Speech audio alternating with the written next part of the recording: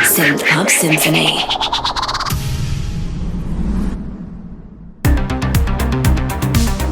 Welcome to the Synthpop Symphony interview series. Here we dive into the world of synthpop, electropop, and the other side of electronic music, bringing you exclusive conversations with the artists shaping the sounds of today and tomorrow. Today, I'm sitting down with Blaklight, the Los Angeles-based dark synth-pop band that has been incredibly busy since their formation in 2020. In fact, in just a few years, they built out an impressive and ever-expanding discography, including 3 studio albums, 1 remix album, 1 B-sides album, 1 acoustic album, 15 singles, and a brand new album on the way in 2025. Not only have they been crafting new music, but they've also been touring heavily, sharing the stage with established bands like Anything Box and Disexual.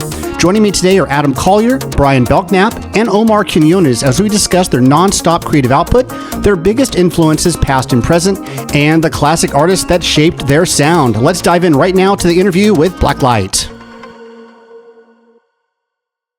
Hey guys, this is Matt Williams with Synthpop Symphony. I've got the band Blaklight in here with me today. Blaklight is a band on Synthpop Symphony that's been getting really heavy airplay, literally like every couple of weeks, because every one of their songs is just absolutely incredible, and it really fits in well with the Synthpop Symphony format.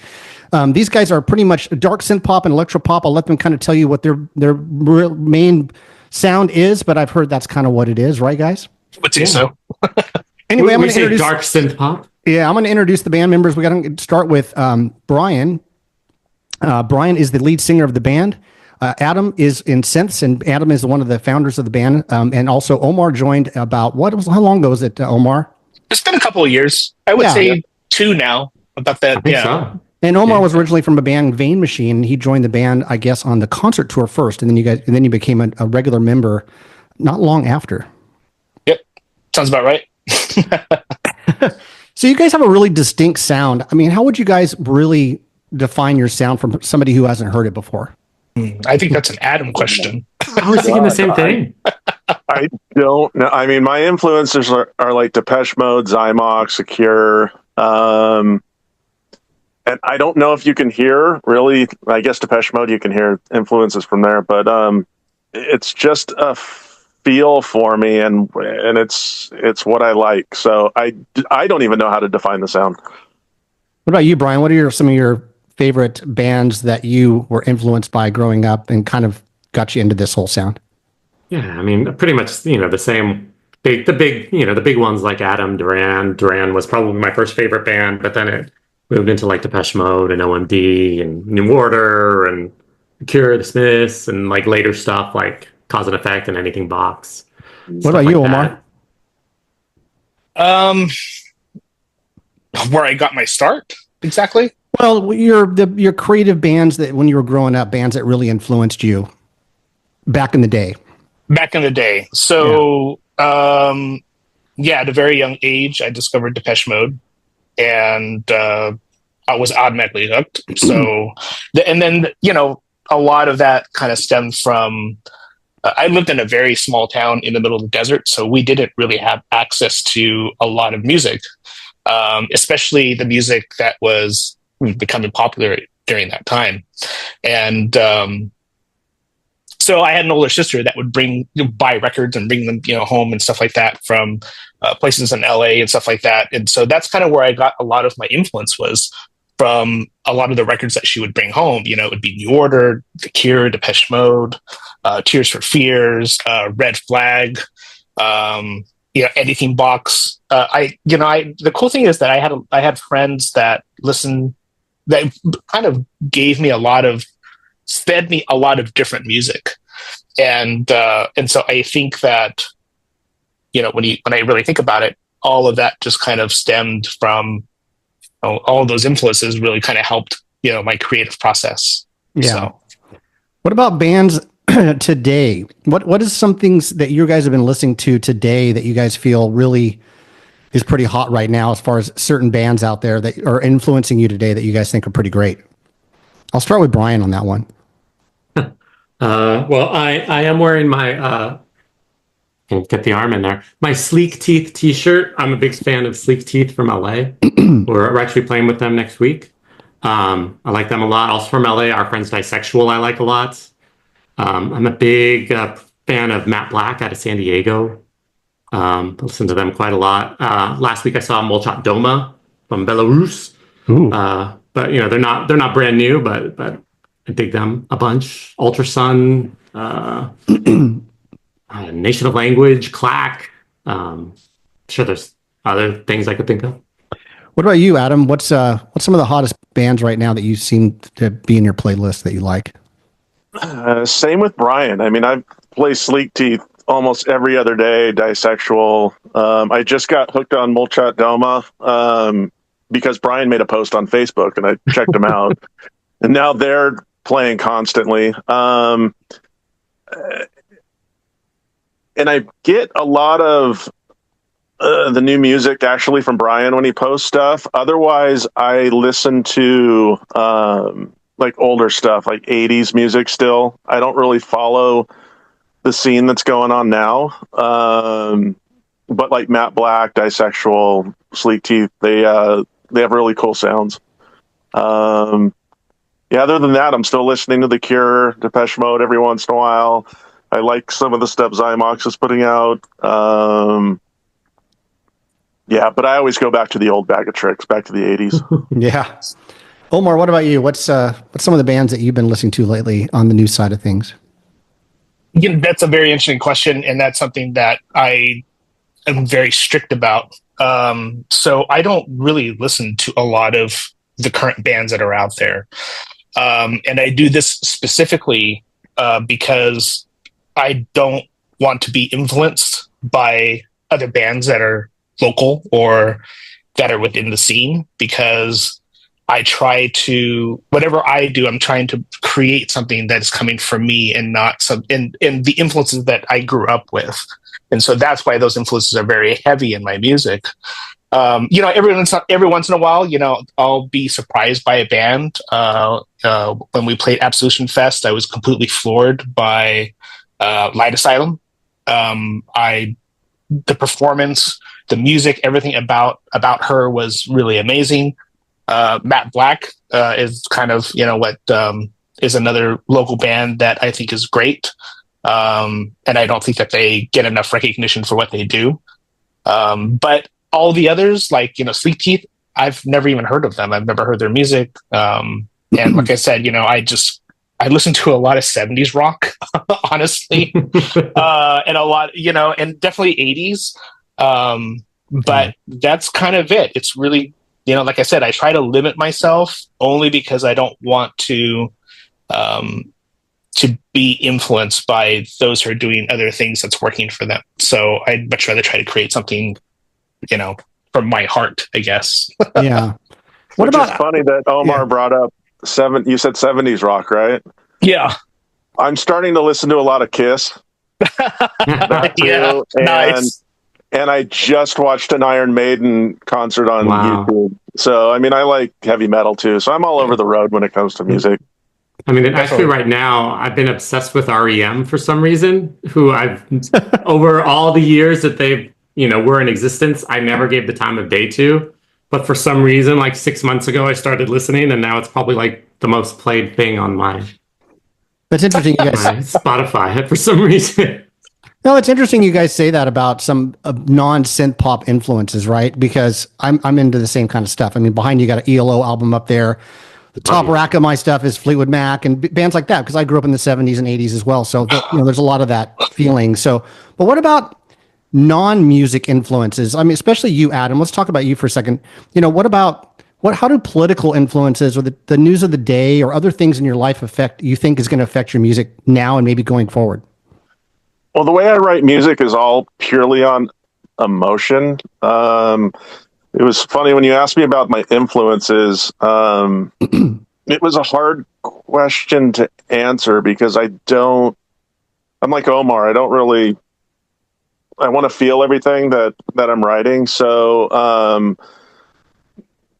it's a hard question to answer. I'm sorry. I'm bad at this, but like for the new, we have another instrumental album. That came about because my wife got diagnosed with cancer. So I went in and wrote just tons of music. unfortunately for the political climate right now, it's kind of stifled my creativity. And I think I was telling Brian or Omar that that last Saturday was the first time that I opened up my computer in months. So, but I'm going to start writing again. But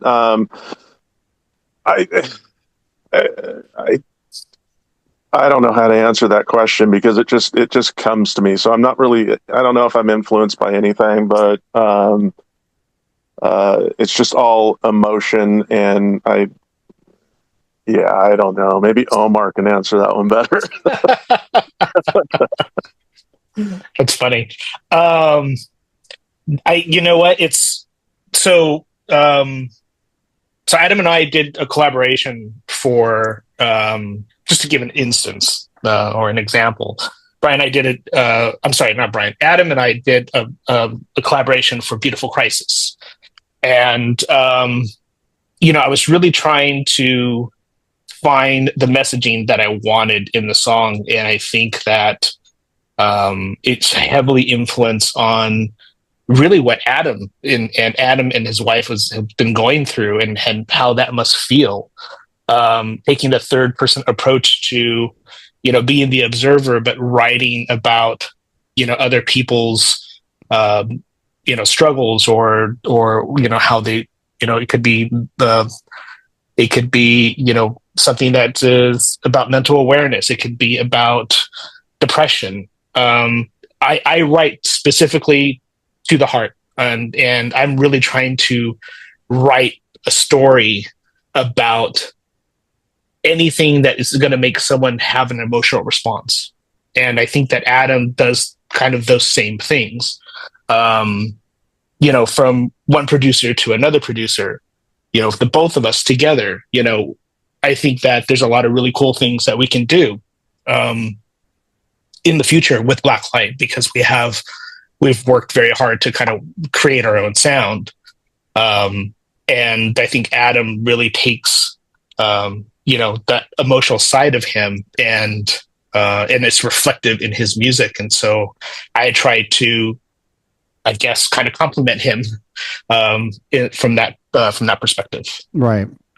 Yeah. Now that Omar talks, sorry to butt back in, but a lot of the ideas that I get for the songs are from my mental state. I suffer from depression my whole life. And life in my mind gets pretty difficult at times. And that's when I go to the computer and I try to create colors with sound and try to get whatever I'm feeling within my mind out and get me in a different headspace. So that's really why I write music. Got it. I'm going to tell you guys a short story that's going to lead into a question for you guys about working with remixers. I actually found out about Blaklight from other bands. So basically, I started off as a big fan of Parallax. In 2013, I found out about Parallax, thought it was a great band. Then started looking at Parallax remixes, and then I wound up listening to the Mind Machine remix of Here and There by Parallax. That's how I found out about Brian and his vocals. My wife and I were listening to Mind Machine going, God, this guy's got just an incredible voice. And then I don't even know how much longer it was. And then I started hearing Blaklight music coming out on mainly on Stuart Calder's show, on Electrowave show, and was talking to Stuart about the band, you guys, and it just, I guess I found out through remixing how I got through to you. And so, do you feel that's important to work with other artists and remixers to help you guys gain more awareness out there by working with other artists? And do you like the remixes? Do you guys pick the remixers you work with? Kind of give me the process of how you do that, because I'm not really quite understanding how that works. When you guys put out a song and you're like, okay, we're going to get out some remixes for this, how do you go about that process? It worked because you found us. That's exactly the goal. So, I mean, there's many facets to it, but one of them is for exactly what you said. Someone was listening to Parallax or Beborn Beton or Assemblage 23 or whoever's remixed us, and then they may see us and stumble upon us. So I'm the one that's handled all the remixes up to this point so far. So I actually have a big Excel sheet of artists and contacts and stuff with people that we've used, people that I've reached out to, It's bands that typically we admire, and not only that, but bands that we admire that we'd like to share a fan base with in some most cases as well. Yeah. Sometimes it's sometimes friends that, it could be anyone, but it's typically, it's all those things. We had COVID and all those times, we did a lot of remixes because there were a lot of artists who had a lot of free time and nobody said no. This last cycle for Blind Vision, it was really tricky because a lot of people were like, sorry, we're working on a record, we're out on the road, we're doing this. It became a lot more difficult. But yeah, that's exactly why we do it. Do those remixes typically are done for free? You guys just kind of do them for each other and you kind of help promote each other? Or sometimes when you're dealing with labels, you're getting into some monetary expenses there sometimes? Sometimes fee, sometimes no fee, kind of depends. Got it. Okay. Yeah, because, I was watching the show the other day about yacht rock, and I know but they were talking about how there's like big players in the yacht rock scene, like Michael McDonald and people like that, and Kenny Loggins. And it's like, I think there's big players in synthpop too. You've got Depeche Mode. You're talking about synthpop in general. Everybody always says, yeah, the big ones, right? We listen to Depeche Mode, Erasure, New Order, Smiths, Cure. It just goes on and on. The big ones, and so it's like, I'd love to see you guys be one of those big ones. I'd love to see you guys be one of those people that they talk about in the same conversation. Go, yeah, Blaklight's that kind of band. They're putting out that kind of music. And you guys are kind of guilty by association. But you guys don't sound like anybody else, though, that I've heard. And that's the interesting part. You guys say you're influenced by all these bands, but I don't see the sound as much. You guys sound really, really unique. And I don't know if you guys are trying to go for that or it's just how it's all kind of just coming together. That's how we sound. I mean, Adam's songs, the things that we do together, we don't sound like anyone else. You don't. Current or past, really. But I think that's a blessing and a curse for us because we can stick out because we don't sound like everyone else, but it makes it harder for us to fit into certain scenes or clubs or genres or shows, whatever it may be, because, well, we're not quite this band or this band, so we try and fit in the best we can. It's something I spend a lot of time thinking about because we have no intention of changing what we do. But I'm constantly looking for okay, what bands are coming to town that we could possibly play with that makes sense. Yeah. Right. Yeah. Where we can expand our fan base, yet keep what we're doing and continue to do that and grow. Yeah, that makes sense. About physical media versus streaming, you've got a lot of these bands complain that, they're on Spotify, they're not making any money because you're not getting enough listeners. And of course, Spotify says, well, if you were really successful, you'd be making money. But most of our artists on Spotify have less than 5,000 streams a month or whatever they say is happening. But where do you see the biggest influence for you guys? Is Bandcamp the biggest? Do you guys see a lot of physical media sales? How do the CDs do and all the other stuff? Or just kind of give me an idea of what's the most successful there. Brian does all the marketing, so go for it, Brian. Yeah, I run the Bandcamp, so the CDs do well. Particularly around the time of a new release, like the albums tend to do well. We'll put the singles out physically as well because we do have a small market of folks who really want to have a physical, tangible product for the stuff we do. But that for the most part, at least for a band of our size, that's kind of a finite number that we can do unless we grow. The streaming has potentially more potential for listeners who could easily get it and pass it on to a friend than the CD. Right. We may not be making money with the streams, but it's unfortunate that that's a big part of what bands are booked for what shows, and that's the barometer of success is how many followers you have on Instagram and how many plays you've got on Spotify. And if those numbers aren't a certain point, it can be more challenging. So we try and get around that by making good music and doing really good shows. Right. So hopefully the trick now is if we can't get those numbers, get enough people in front of us who can boost those numbers. Even if we don't belong on these shows, I'm going to make you see us and then you're going to care. Right. So let's talk about the music for a second. So what's coming down the line for you guys first? What's coming up future? What do you guys have planned? I know singles, albums, like what's I know you guys are busy too, so things take a little bit longer than people would hope, but the creative process has to run its course. I understand that. I'll take it because it's mostly on my shoulders. We've had Adam send me tracks for most of the next album called The Haunting of Us quite some time ago. Some of them, it's probably 24 or more songs that he sent me, and we've kind of pared it down to 10. I went through the demos that he has sent over, and there's some that I'd already worked on. So there's like some conceptual ideas and lyrical ideas and some melodies and choruses, because that's how I tend to work. So I went through, and we've got 10, and they're all varied and kind of all over the map.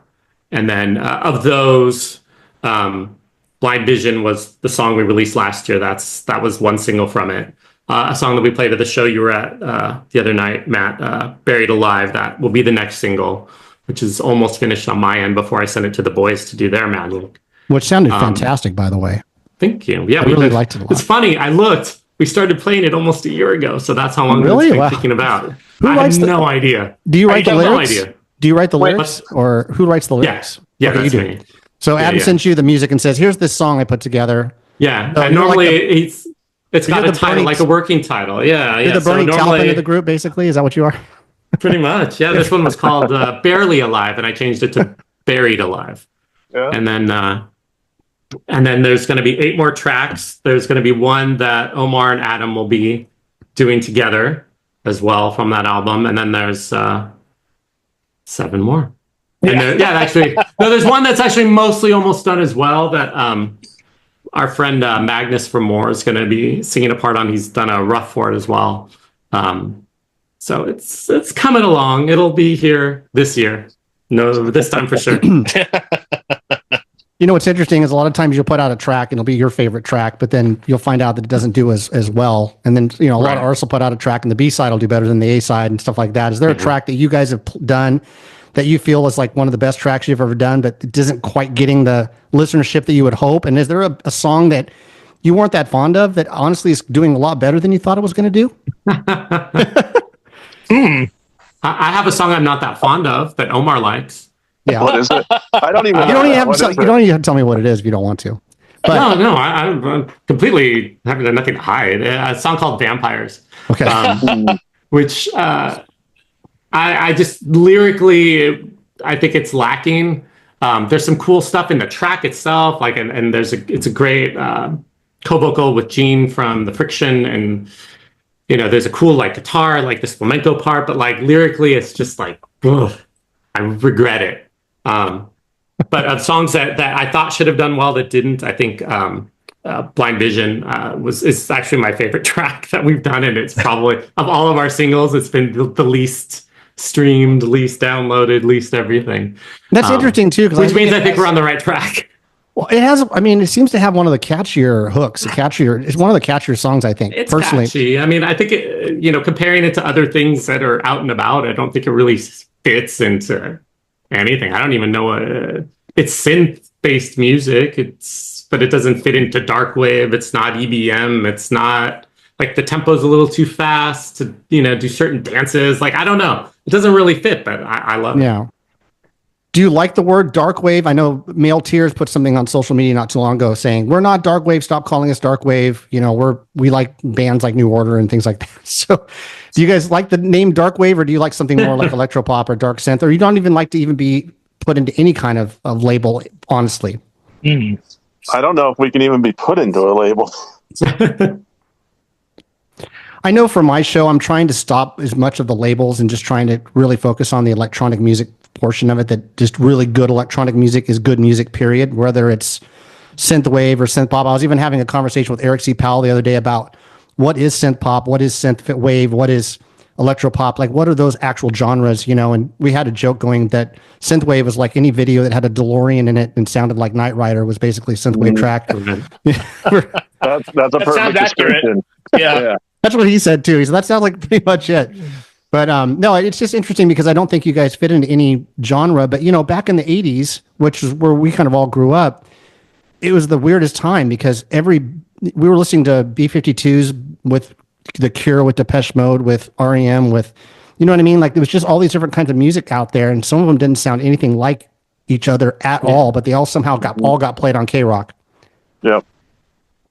And I'm not sure, like all those albums behind you right there. I mean, you're looking at Bronski Beat, Soft Cell, Psychedelic First, the Bullock. None of these bands sound like each other at all. They don't have any. No, but you said it right. It was K-Rock. They that's where I heard all of the new music, because they played so many different styles of music. Right. But it all seemed to work. You don't get that anymore. No. And it all worked together. Yeah. I think that a lot of people, I was talking with Steve Cochran the other night about just what ruined K-Rock, and he was saying that basically, we're talking about just grunge came in and they put everything behind one sound, and they completely got rid of the soul of the station, which was all the music that's behind you right now. Do you think that could ever happen again, or do you think that's just a complete outlier? The 80s were the 80s and the music's never going to be like that ever again? Or do you think there could be, I would love to see bands like Blaklight be on the radio, actually being played on a station like a K-Rock. I think that could be very listenable for that kind of station. But what's your feeling on all that? Do you think that ship has sailed, or do you think there's a chance that people could get sick of the current climate of music and start turning to other kind of things? I hope it can happen. I was watching the Grammys with my wife, and it's missing so much. They need a band like us on there. They need a band like The Cure on there. It's all the same garbage now, and it seems to be all written by the same 5 producers. Yeah. It's all about streams and singles and not whole albums. So I don't know where it's going to go, to tell you the truth. It would take a huge cultural shift to change it. I mean, the monoculture that used to exist and things like that, everything has changed. Like that, everybody knew, one song. Now you can't Chapel Roan or Taylor Swift. Not everybody knows every single song, but in the 80s, everybody knew every Prince song, every Michael Jackson song. There was something prevailing, that prevailed, that everybody knew what was going on. And so there was these subcultures because you needed to get away from that. And now everything is, apart from the mainstream pop, everything is a subculture. There's so many little veins, and there's so much music out there, and so many artists who can just, I can put this out. Whereas, that's the plus and the minus. We may not have been able to have put anything out, 30 years ago if we were doing this. Well, and now we could do whatever we want. Yeah. I mean, the pluses are you've got more people able to put out the music, but on the negative side, you've got more people able to put out the music. And so you get a lot of music that's, I was telling Steve the other night, Steve Cochran, I was like, I get about 100 to 150 songs sent to me a week. And, whether they're from the labels directly or from the artist directly, but a lot of artists will send me something and say, hey, this is a great track I just put out, and I'll listen to it. And it's not mastered. It's not, they don't understand how to put together something and send it out to somebody. And so it sounds really, really bad. And then that makes the industry as a whole look a little bit less professional. And I'm not sure I like that or not, but I'm glad there's people out there putting out music. I mean, I'm all for the artists and supporting the artists any way I can, of course. Right. And if the music's good, period. And there's a lot of artists that send me music that's made out of their bedroom, and it's done well, and it's produced well, and it's mastered well, and it's great. But there's a lot of them that aren't, and it sucks because they're otherwise pretty good songs. But, at the end of the day, there's just a lot of people putting out music, and there was something about more songs were put out in a week or a month than all of, the 80s or something like that. It's crazy how much music. Yeah, it's some crazy stat like that. Yeah, the sheer volume of music that's coming out right now is just insane. And how do you just take the time to listen to it all? And people will come up to you, just like streaming services. I'm sure people walk up to you every day and go, hey, you seen that show on Netflix, or you seen that show on Apple TV? And you're like, I've never even heard of that show. And they're like, but it's really popular and everybody's watching it. And you're like, that's great and everything, but I'm not, so there's a lot of content out there right now, and everybody's having to deal with it, whether it's music, video, streaming, TV, film. There's just tons of content and tons of news out there as well. And so just trying to see through all the clouds and kind of get through to what you really want to listen to is sometimes a little bit tough. But I do feel that, like how I found you guys, I feel like remixing is important. I feel that, being on as many shows like mine is important, and doing as many shows as you can with other artists that are, kind of are in the same vein. Of course, you said Sleek Teeth, love them, love Matt Black. I've found out about all these bands from you, Brian. I've been playing them on the show because you're just like, hey, this is a cool band, you should check it out. And they're very cool bands.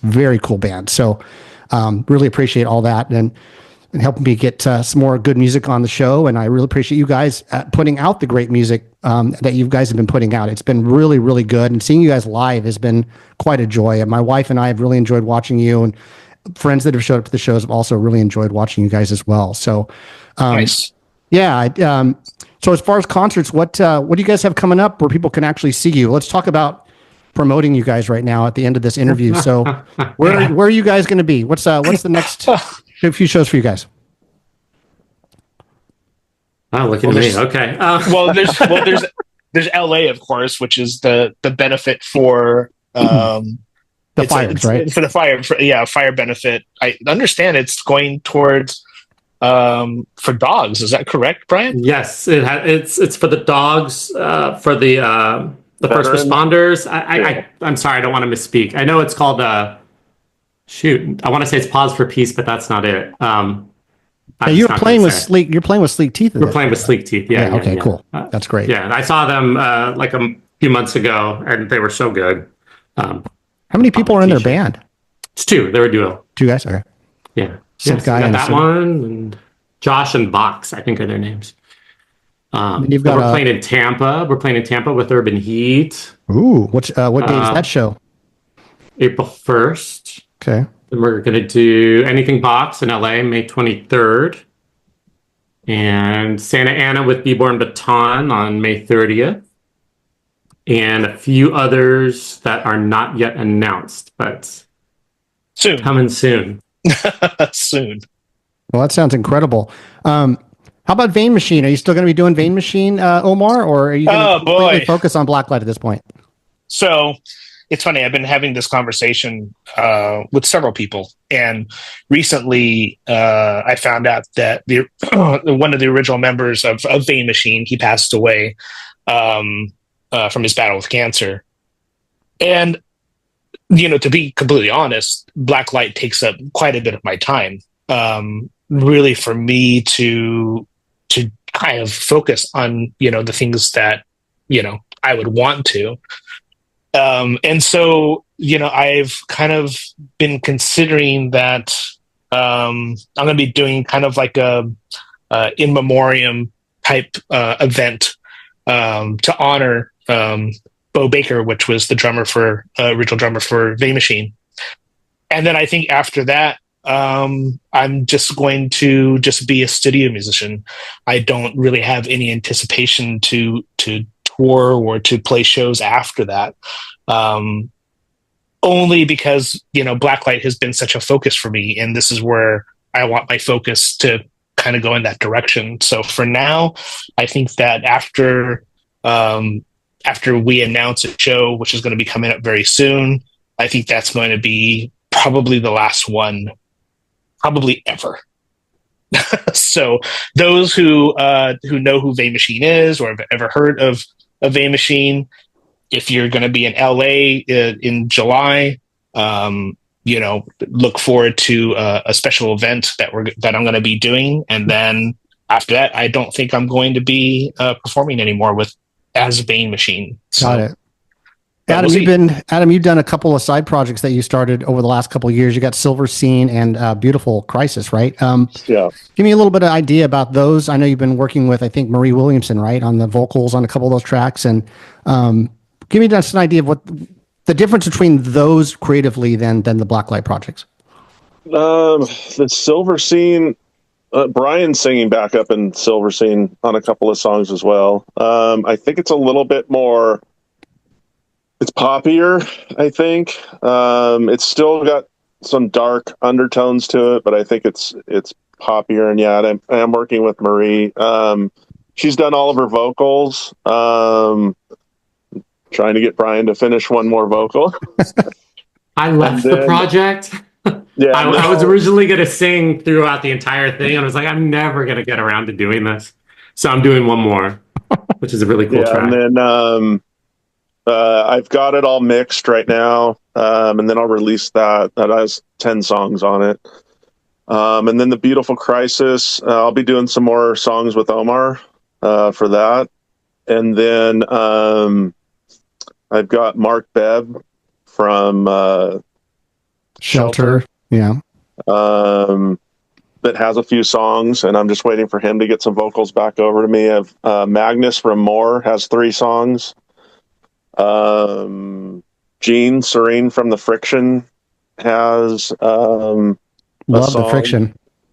And then I'll probably be working with Mark Massive on a song. Wow. I sent him over a song, and he's finishing up the Massive Ego album, so we're just going to reconvene in the next year or so. Yeah, and but my main focus is Blaklight, and then I just do all those in the background. But I really enjoyed working with Omar on Talk About It, and we've got a couple of more cool songs that we're going to be releasing too. So. Nice. Yep. So before I let you guys go, I want to ask each of you a question. I'm not going to ask you. I was going to ask you what your favorite new track is right now, but Omar says he doesn't listen to new music anymore. So I'm just going to go to. Wow. I'll start with Omar. What's your favorite synth-pop track of all time? Oh man. Oh, that's an easy one. Really? Synthpop track of all time. Yeah. Damn. What's in your playlist? You just seem to always just seems to be there. Something that you always listen to all the time. We'll come back to you. Adam, what about you? Is New Order synthpop? Absolutely. Yes. I love Regret. I always play that. Great track. Great track. What about you, Brian? It's funny. I would have gone for New Order as well, and I would have gone with Bizarre Love Triangle because I think it's an actual perfect song. Yeah, that's what. And I wish I could have stolen it somehow. That's where Darwin McGee told me that "Enjoy the Silence" was the perfect song for him. He thought that was the best song. That would be my number 2. In terms of like that type of thing. Darren and I have had this conversation before. While I've got you, Brian, what's your favorite new song right now? What's the song that you've been listening to a lot this week? Something that's just fresh that you just heard that you thought was pretty cool. Oh, shoot. I don't know if I've been listening to anything new this week. You can go with the Sleek Teeth track just because I'm promoting them and they should come and pay me some money or something.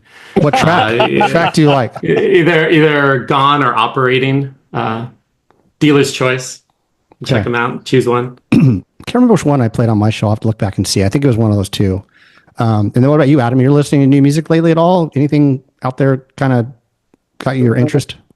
Well, that Molchat Doma, but I can't pronounce any of their songs. I remember one that's called Sun. I like that song. Oh yeah, a lot. That's the one. So I've been every time I get in the car, I put their album on. So okay, I'm gonna have to listen to it then. I have it in my list of things to listen to. I just haven't gotten around to it yet. So now I'm gonna push it up to the list, the top of the list. Check it out. Then if you guys think it's that good, it's a great album. Yeah, because literally everything you guys have turned me on to has made it on the air on the show. So Nice. it's just because it's just really good music. You know what I mean? Like everything you've sent me is just a little darker, but not too dark. And it's just been really solid music, good vocals, good synth riffs, just good beat. Everything's just been great. So I've been really excited about that. So Omar, what about you? Did you finally figure out one of your favorite songs of all time? I would have to say, I was going to say Blue Monday, Okay. but it's not the best. Not for me anyway. But I think it changed a lot of things. Yeah. So I think the best one for me probably would be Never Let Me Down Again by Depeche Mode. I have to put one more in there. Disconnect from Vein Machine. Oh. Thanks. I appreciate the plug. We'll have to play that one too, if it's that good. That's a great song. I'm sure it's all fantastic. Everything I've heard of Vein Machine's been great. Oh, Hey thanks. guys, thank you so much for the interview. Really appreciate it. It's been good getting to know you guys a little bit better and figure out kind of the things that make you guys tick in the background. And so thank you so much for all the time. I really appreciate it. And we'll talk to you guys soon. Thank you, Sounds Matt. good. Thank you for all the Thank you. support Thank you, and Matt. everything. We Thank you appreciate so it. much. Yeah, thanks a lot.